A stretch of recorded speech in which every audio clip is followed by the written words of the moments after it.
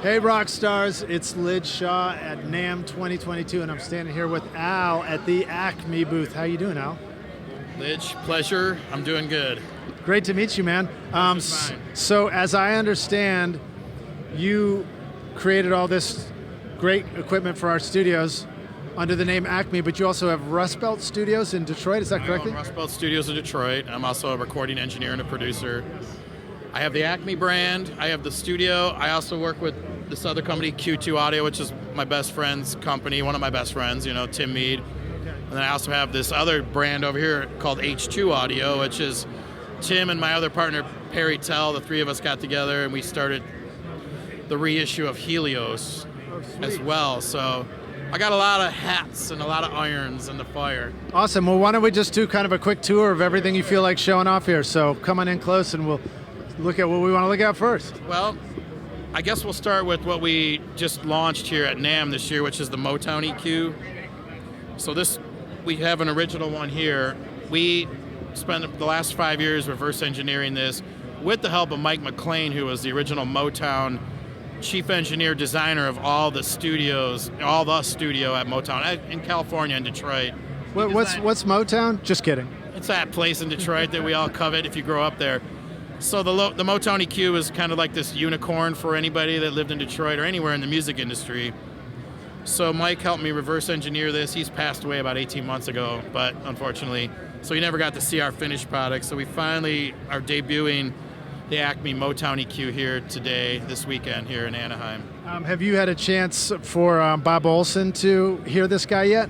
I have not. I mean, this weekend is the first time anybody in the world knows about this piece of gear. We haven't talked about it. We've had a lot of people asking us to do it because we do some other Motown-centric products, but I'm sure Bob will approve of it. He's been a guest on the podcast before, so it was fun to hear him tell lots of stories about it. I've never met Bob Olson, and I don't think he knows who I am, and I know who he is, but I've never spent any time with him. Awesome. Well, we'll fix that after this. So tell us about what the features are. What are we looking at? What does it do, and how would we use it in the studio? What this is a 7-band, you would call it a graphic equalizer because it's just fixed 7 bands. This was all designed originally by Longevin. Motown, Mike McLean and the Motown engineering staff improved upon that design by adding their own makeup gain stage, better rotary switches, and they just did a few things, transformer balanced in and out. So we copied it exactly. We have the same inductors, actually the same company manufacturing the same capacitors in it, and we use the same output stage, the Op Amp Labs 425 in it as well. But we also, in addition to that we added a 2520 footprint. So we're going to ship it with a Hardy 990 output amplifier, because the 425s are like, you got to buy them vintage, so if you want to have the original Motown sound 100% through, you can buy a vintage one, stick it in the socket, take the 2520 footprint amp out of there and call it a day. That's pretty cool, man. And then what's this guy here? Is this like a stereo? This is like a blend. This is a panel. Okay, all right. This is like actually, just like me to ask the dumb question. What's that switch? This is a teaser of our next product that we're going to put out, but we're only going to release it one component at a time. So we're starting with a switch. It's called the switch. Yeah, the next feature will have like a knob, and then like in about 5 years it'll be a whole piece of gear. Awesome, man. Actually, no, this is just a blank panel. It's an AB switch that I have wired up to select between the two units for people to monitor, and that's what it's there for. Right on. So then this would just be engage, put it in and out. And then did you say these were passive EQs or active, or does that matter? Passive equalizer. The circuit, it's called a bridge T circuit. It's all passive inductor capacitor resistance circuit. And then they have a balanced input section with an 824 UTC on the front, which we also have too. And then an amplifier stage on the output of the EQ section, and then another 1-to-1 transformer on the output section. So we copied all those transformers, we created all those. That took a lot of work. Awesome. So if we just put our sound through this in our studio, it'll come out sound like a Motown hit record. If you have the band. Yeah, nice. Well, at least we got the bandwidth.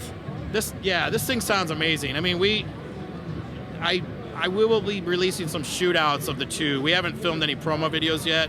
I got some third-party reviewers that are going to do some reviews of this. I'm going to send them my vintage one and my new one, and I'm going to let them shoot it all out and be, non-objective outside parties doing it, and we're going to do our own videos shortly when we get back. We just didn't have time to do any kind of promo before this show. Okay, cool. Well, so let's see. Let's look at some of the other stuff. And by the way, I love the name because it always reminds me of the Roadrunner. Exactly.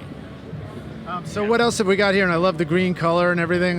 Tell us about that. Theme color for all Acme. This is the Opticom XLA3. So this is it's a 3 opto circuit tube opto limiter. So it's just a tube gain stage on front and back, kind of LA2A inspired, but has 3 different opto circuits in there. So you could select between fast, medium, and slow. And it was inspired by like how all these LA2As that you would get your hands on, some are fast, some are slow, and we're like, couldn't we just like tailor these optos to be different speeds and just select between different opto cells and have the best of all worlds, you know? So that was the inspiration for that. And this is a really gnarly, warm, just great sounding piece of gear. We do a lot of these. People buy a lot of these. And we have the 500 series version of it as well. So. Oh, this is that, but just in a 500 series. This is same optical circuit with the tube in it. There's one tube in here, but it's got a solid state makeup gain amp. Just because of real estate, we couldn't get 4 vacuum tubes inside, a 500 series module. Okay, cool. And then you were mentioning that this is some of your buddy stuff up here. Audio. This is my business partner's. This is a recreation of the original ADR Complex from the 70s. In my opinion, one of the greatest FET compressors ever made. Very, very, very great sounding. Like, I would put this on my desert island compressor list if I needed to have one compressor that I can do everything with. This would be it. And we have the 500 series as well, which doesn't have the expander gate. It's just the compressor limiter circuit. No gate section on it, but you can't tell the difference between the two. And nobody gates anymore anyways with Pro Tools, right? Come on, I like to do a little gating. I haven't thrown away my Aphex gates yet. No, I like gating too. I use them, but you know what I mean? Like now everybody cleans everything up in the computer, they don't gate, but... Well, I love the color scheme on this, and that's keeping true to the original Compact stuff too. Yeah, this is dead nuts on. Like this is completely, exactly recreation, and Tim has the actual license from ADR to do this, so he's got their blessing on that whole thing. So why don't we just take a quick look at the Helios stuff that you're reissuing here and see what this all looks like, because this is pretty amazing to hear that you've got this. All right. So starting with all this is the Helios 0011 module. We might need to shoot down, or I don't know how you're going to do that. So this original 0011, I mean, are you familiar with Helios? It's a pretty iconic company that existed in the late 60s, early 70s. Why do I think of Bob Marley? Because they had a Helios desk at Island, and they had a Helios desk in the Rolling Stones mobile unit, which probably recorded that great live record. And Olympic Studios is where Helios was born out of the basement. That was where those boards came from. And then countless other companies. You could kind of argue that Helios was one of the first mass-produced board companies in a time when, nobody made mixing consoles, and you would build a studio and you'd have to hire an engineering company to build your own console custom to your room, Helios was doing that, and they were selling them, and them and Trident, were doing that. I think the first 2 companies. So I've always been a huge fan of this stuff. I mean, everybody thinks Helios, they think like they always latch it to Led Zeppelin, but it's the Stones, it's the Beatles, it's the Who, it's like all these bands. So it's a great preamp EQ, and it has a distinct sound, So we spent a lot of time, we own like 6 original modules. We spent a lot of time just reverse engineering them. We went with the Lustraphone M10, which was the original transformer in the first few hundred modules before that company went out of business and they switched to the biodynamic transformer. And we took the module and we just physically laid it out the same, electronically built it circuit-wise the same, but we added an output stage into our module because the original ones didn't have the output section. So if you're going to run them out of the console, you'd have to add a makeup gain amplifier and a transformer. We actually took a Helios amplifier design, like one of their bus amps that were in the routing modules. We put it right in here, so this can drive a 600 ohm load all day long and with plenty of headroom, and you don't have to deal with the gain, the impedance matching or the gain problems. So. Very cool. Well, I think I had a friend in Nashville who was using some Helios stuff, and I remember everything he recorded with it sounded amazing. So it's really wonderful. So we kind of took that, and I could go through the product line. So then 500 series, a lot of requests. We couldn't fit the 500 preamp and EQ into one particular module. So we separated out the two modules. So you can buy a preamp only of the Helios preamp or an EQ only. If you put them together, you basically get the 0011. If you buy both, you get both circuits. You know, they just don't fit in one, and we didn't want to compromise the quality of it. And then, you know, we have 8-channel rack available, or a 2-channel lunchbox up here, which is daisy chainable up to 4 lunch boxes that run off one power supply. And then our big debut for the NAMM show this year is we have a stereo 19-inch rack version of the 0011 and a channel strip, which is the preamp, EQ, the Helios compressor, which is also another amazing thing. And it has a Motown DI in it as well, from the Acme Motown DI built inside of it. So you kind of get like the ultimate channel on there. You get a Helios mic pre, you get a Motown DI, then you get the ADR designed Helios version of the compressor as well. So I want one of these. this is where it's at. This looks really cool, man. We're shooting a video when we get back.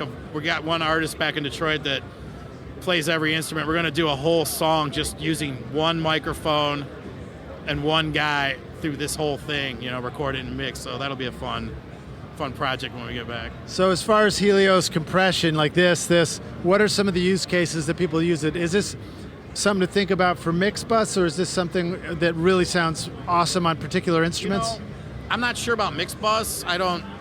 That's a weird thing. That's everybody's got their own thing on mix bus. You probably could. I mean, I do mix bus parallel compression. I don't do 100% mix. This compressor is designed by ADR though, so it's actually the same compressor circuit that's over in the Compex, which will do mix bus beautifully. So you could do that, but Helios has their own controls on it. So they took the circuit licensed the circuit from ADR, then added their own controls to give it its own unique vibe. This is like the compressor here that was when the levee breaks and all that stuff, you know, the 2 channels of Helios pre's with 2 compressors on it. It would have been this version of it, which is still an ADR Compex, you know. But I would say vocals are amazing on this. Bass and, you know, parallel drum bus compression. Anything parallel would be good, anything direct would be good. You know. Awesome, dude. Well, Al, thanks so much for hanging with us and giving us a little tour. And also thank you to you, David Arnold, for sending us over here to the Acme booth. You rock. Where should the rock stars go if they want to learn more about Acme, your Helios? AcmeAudio.net or h2audio.com will be the sites for that. Or you can look it up, you know, on any of your fine retailer. Right on, right on. Well, thanks for watching this video, rock stars. Hit that like button because this guy's very likable, and so is the sound of all this gear. And subscribe to our YouTube channel and hit the notification bell so you don't miss any videos from us here at Recording Studio Rockstars. See you in the next video. Cheers.